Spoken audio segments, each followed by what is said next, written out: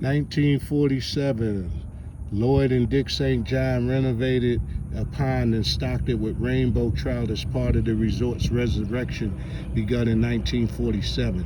Dick also constructed a fountain, a stone fountain visible directly to your right. This circulated water into a stream that flowed under a small wooden bridge. See the color photo above. Okay, this is the color photo here. And they said the pond directly to your right. And check it out. Directly to my right. There's the pond right there. Directly to my right. Okay, 1921, 1924.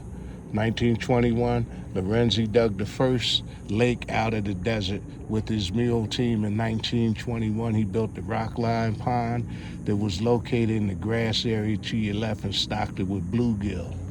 1924, Lorenzi and his partners entered the ice delivery business in 1924 with the construction of the town's first local ice manufacturing plant located on the south edge of the fish pond. Here's some very nice pictures here, and here's some here. There's fishing. Look at all that fish he got. Andrew Coley would be very happy to catch that much fish. He catch a lot bigger. He might throw some of them back. But this is a nice little moniker here. Lorenzi Park, City of Las Vegas. And this is SR metal there. Okay, I'm gonna take you around let you get a good idea of what the park lake looks like. You don't have a lot of parks in Las Vegas that have a lake. It's not many. But there are tons of parks in Las Vegas and every part of town, and they're all free. And you have people that come out to these, and they may actually still go out and fish. That's why they'll go out and stand on these little blocks here. And then you have areas here with the water. Okay, and what am I doing right here? I'm sitting in the park waiting for you. Sha-la-la-la. Yes, I'm sitting right here waiting for you, my dear. Wondering if you're ever gonna show up. I don't know if you're gonna show, but darling, I'd like to know. But nevertheless, I said again, you got me waiting, sitting in the park, waiting for you. All right, that was your karaoke session. How y'all doing?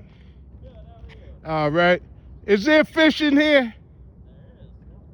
Oh, you can actually come fishing? Oh, okay. Uh-huh. Cool. Thank you. All right. You can actually come fishing in here in Lorenzi Park. Okay.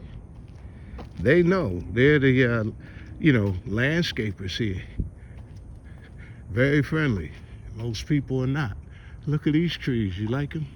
I like them. I like them. Do-do-do. Do, do-do-do-do-do.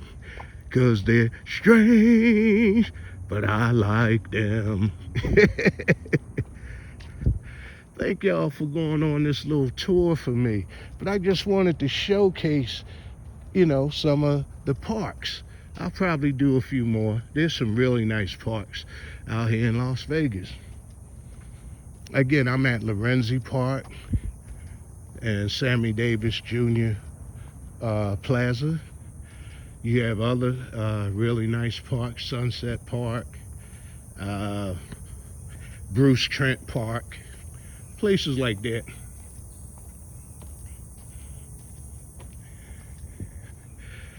You have another play area, so there's a lot of play areas for the kids, and a lot of these have the water that sprout up.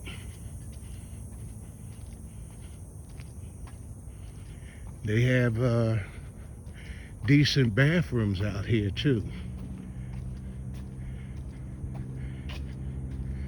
There's the old bucket that fills up with water and then splashes down on the kids. All of them, they love that kind of stuff. And you got musical entertainers. How you doing, brother?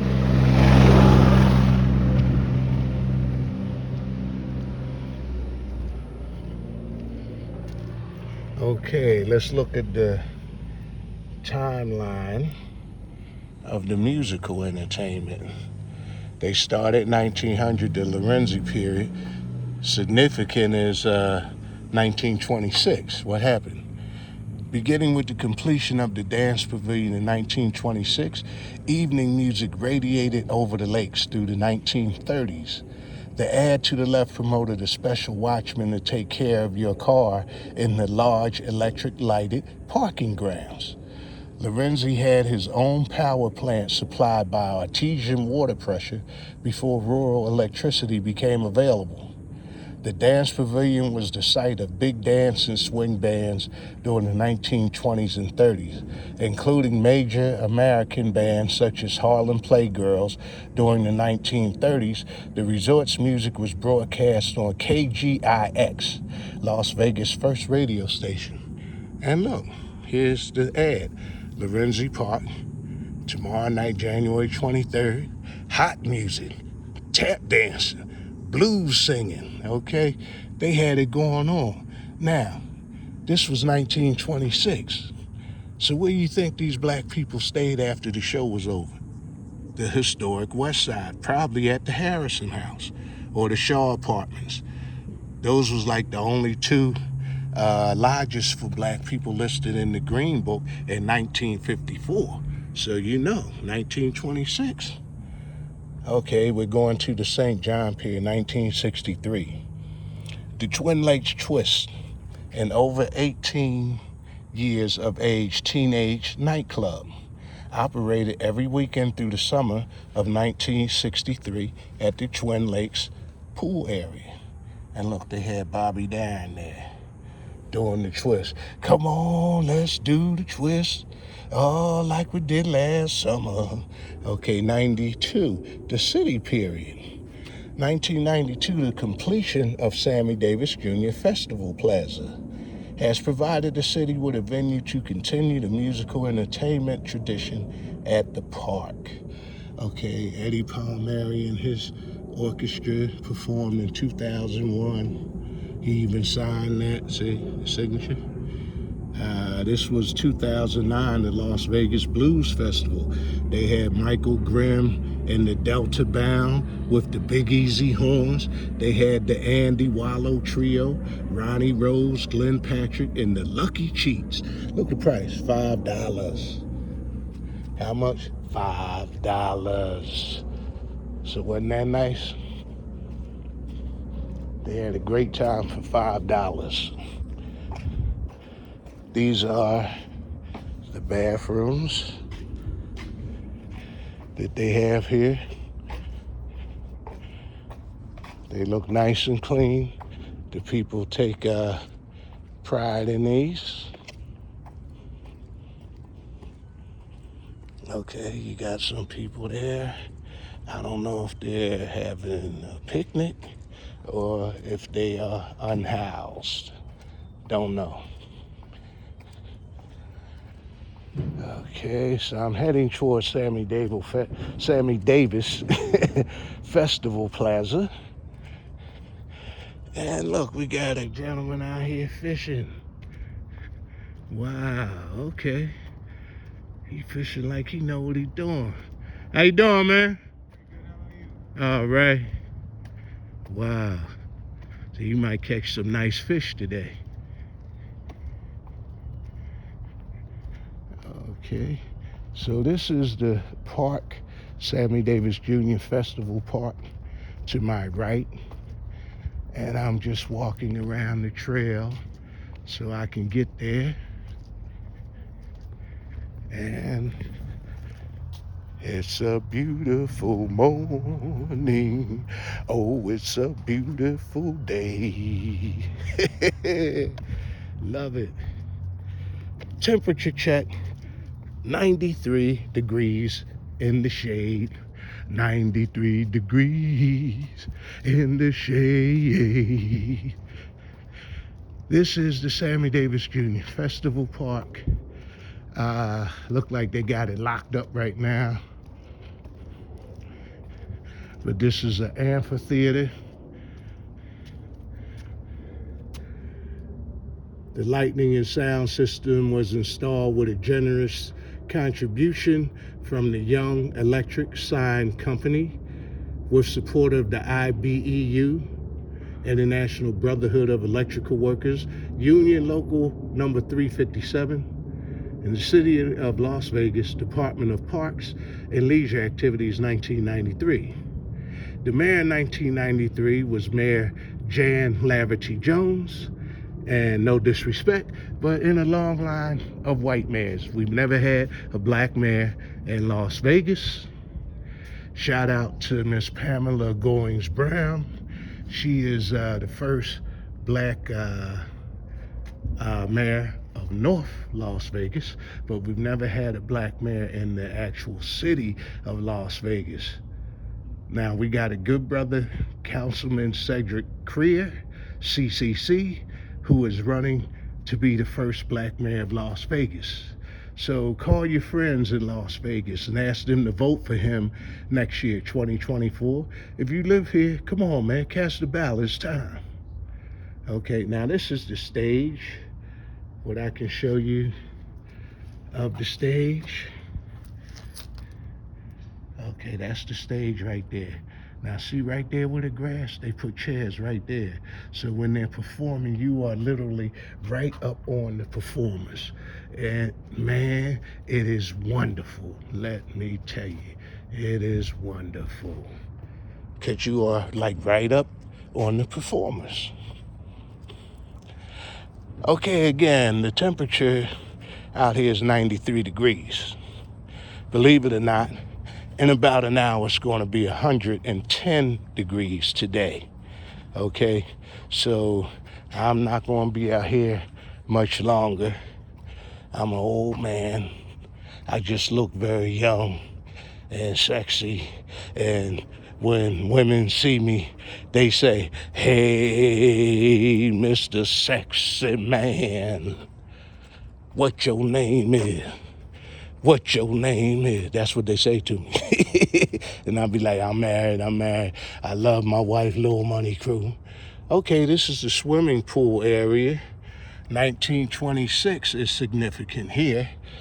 To further Lorenzi's plan to provide a refuge for Las Vegans seeking coolness and refreshment from the day's dust and heat, in 1926 he constructed the largest swimming pool in the state, measuring 97 by 113 feet at a depth of 3 to 9 feet with a fountain in the middle. The pool was fed from an artesian well at a rate of 250 gallons per minute, with the overflow going into the lakes and fields for irrigation. Okay. And look how they had their swimming pool. Look, they got swag. Check them out. Okay, nice little float.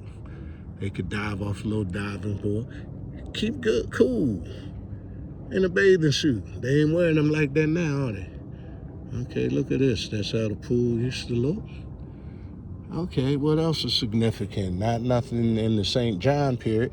Down to the city period, 1986. Oh, someone I love to my core was born in 1986. Yes, indeed. I'm going to just say Octavia's Palace.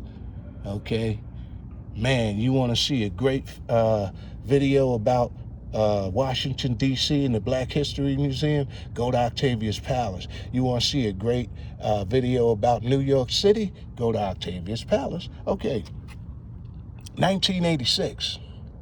The pool continued to operate through the Twin Lakes Lodge period under Lloyd St. John, who improved the swimming facilities in adjacent area to host special events. The city also kept the pool in operation under its ownership until finally, in 1986, the county health officials forced its retirement after 60 years.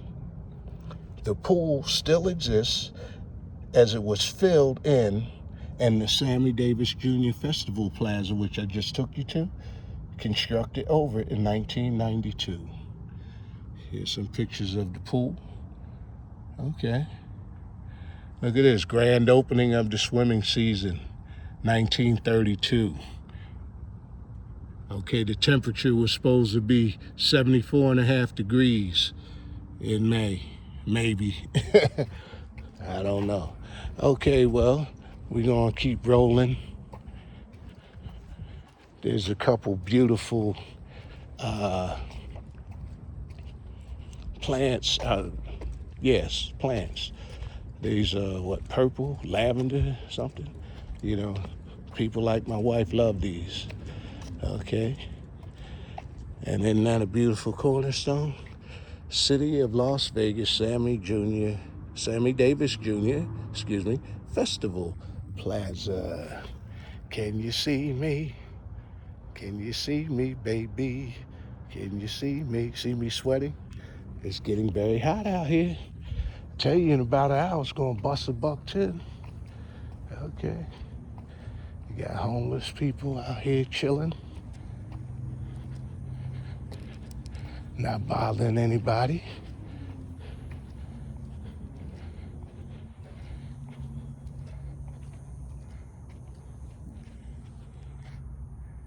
See the encampment there? I think this is the lady right here.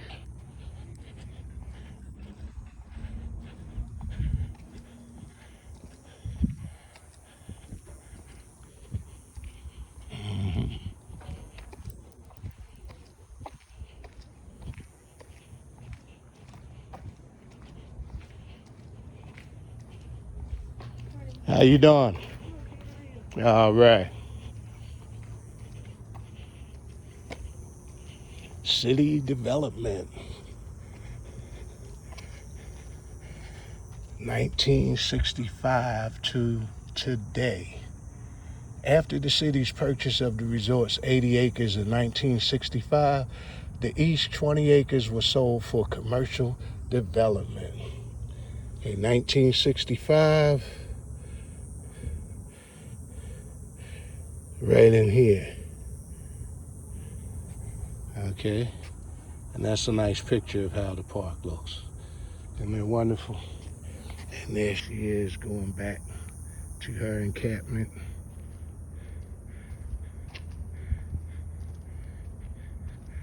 And some of you were like, yeah, in your last video, you said give a bum $1. Yeah, I did say that, didn't I? Why you gonna remind me? I did say give a bum $1. AKA homeless, AKA unhoused.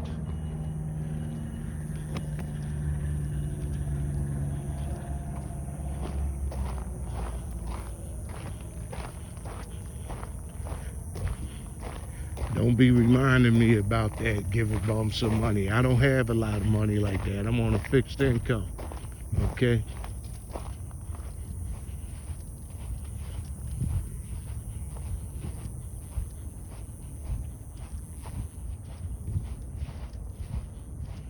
How you doing, man? I see y'all chilling over here. I'm just trying to get to heaven. So I'm gonna give y'all just a few dollars. Here you go. Thank you so much. You're welcome, man. Okay. Y'all have a great day. All right. God bless you.